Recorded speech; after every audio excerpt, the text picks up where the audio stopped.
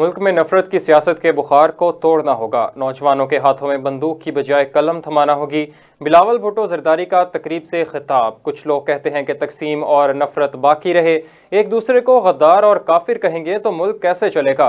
اختلاف رائے رکھیں لیکن دشمنی نہ کریں۔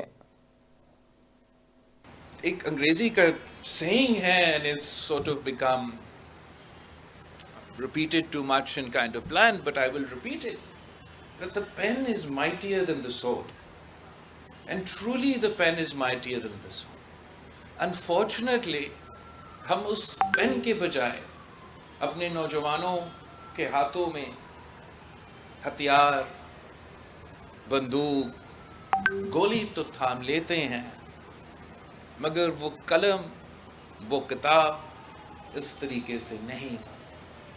میں چاہتا ہوں کہ ہم پاکستان کو ایک نئی سمت پہ لے کے جائیں، جہاں ہم اپنا ہسٹری کو، اپنا ثقافت کو، اس کو اون کریں، اس پر شرمندہ نہ ہو۔ اور شرمندہ ہونے کا وجہ کیا ہے؟ میں اس ملک کا سب سے نوجوان وزیر خارجہ رہا ہوں، اور اس دوران میں نے پوری دنیا دیکھا۔ آپ ایجپٹ کو دیکھیں، ان کے پاس ایک ہسٹری ہے، وہ ایک مسلمان ملک ہے، مگر وہ اپنا ہسٹری کو اون کرتے ہیں، اپنا تاریخ کو، اپنا کلچر کو اون کرتے ہیں۔